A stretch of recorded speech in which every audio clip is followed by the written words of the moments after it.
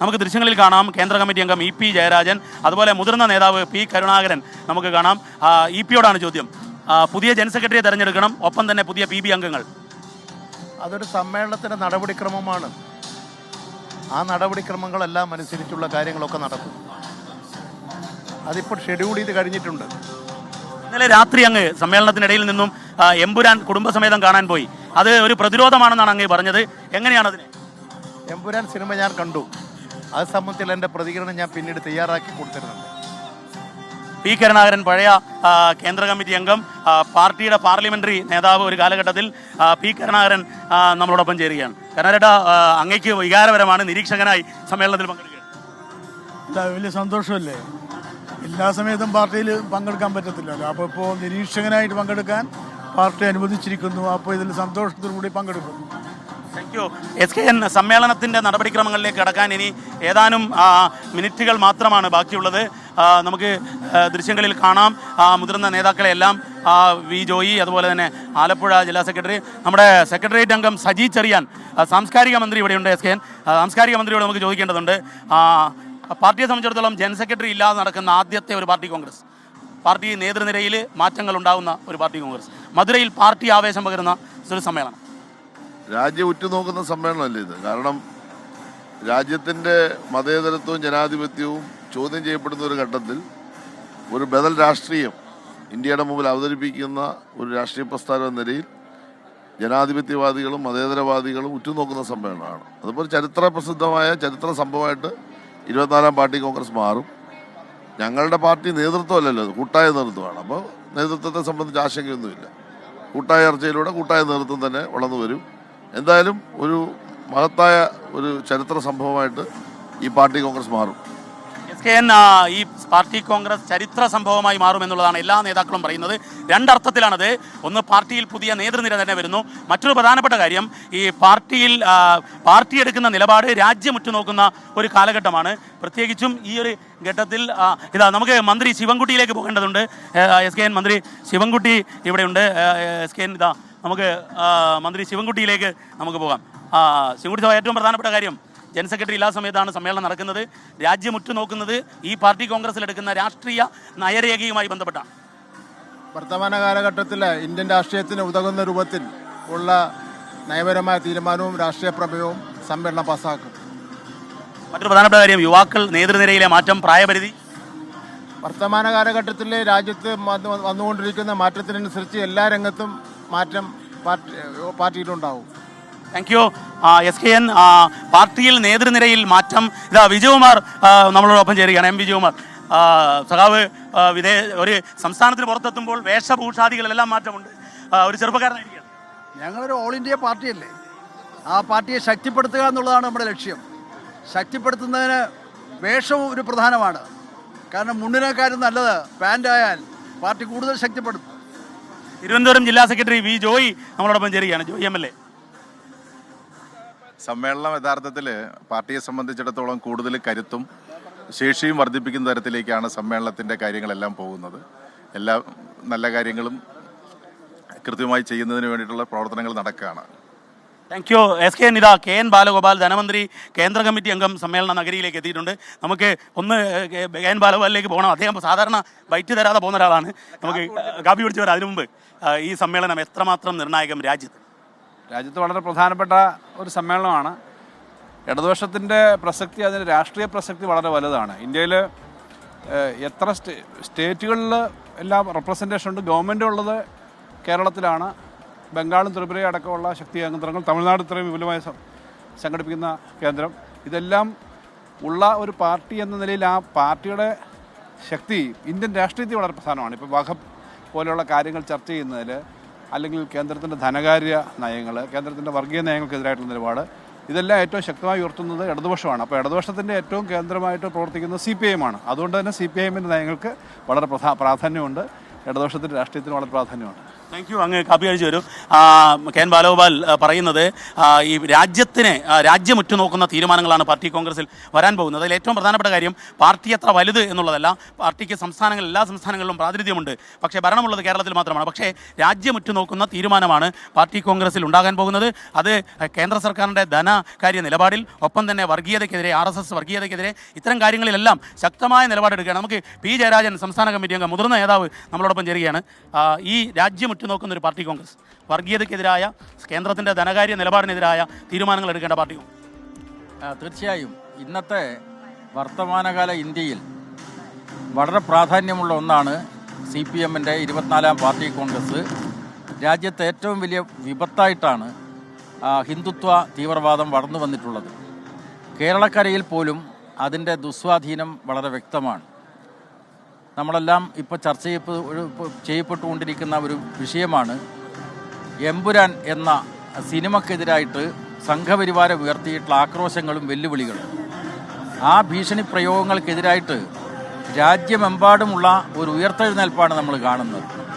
അതിനെല്ലാം നേതൃത്വം കൊടുക്കണമെങ്കിൽ CPM-നെ പോലെ വർഗീയ പ്രത്യയശാസ്ത്രത്തിനെതിരായി ഉറച്ച നിലപാടുള്ള പാർട്ടികൾ രാജ്യത്തുടനീളം ശക്തിപ്പെടണം.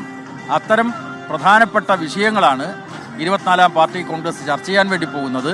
അതുകൊണ്ട് രാജ്യത്തിൻ്റെ രാഷ്ട്രീയ ഭാവിക്ക് തന്നെ ദിശ നിർണ്ണയിക്കുന്ന ഒന്നായിരിക്കും ഈ സമ്മേളനം എന്ന കാര്യത്തിൽ യാതൊരു സംശയവുമില്ല.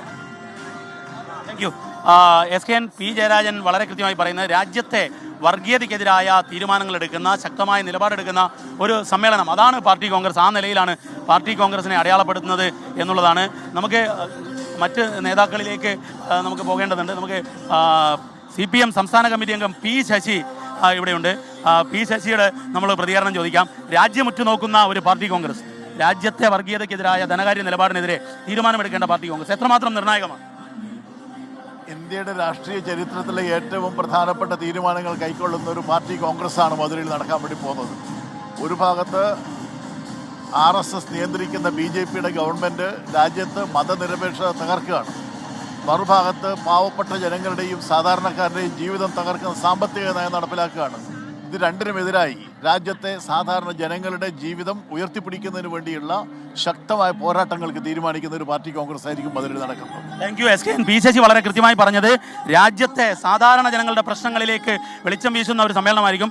നമുക്ക് പുതുതായി സംസ്ഥാന സെക്രട്ടറിയിലേക്ക് എത്തിയ നമ്മുടെ കണ്ണൂർ ജില്ലാ സെക്രട്ടറി MV ജയരാജൻ നമ്മളോടൊപ്പം ചേരുകയാണ്. രാജ്യം ഉറ്റുനോക്കുന്ന ഒരു പാർട്ടി കോൺഗ്രസ്, തീരുമാനങ്ങൾ നിർണായകം, മാത്രമല്ല ജനറൽ സെക്രട്ടറി ഇല്ലാതെ നടക്കുന്ന ഒരു പാർട്ടി കോൺഗ്രസ്, നേതൃനിരയിലെ മാറ്റം. CPIM-ന്റെ ചരിത്രത്തിൽ നിർണായകമായ ചരിത്രപരമായി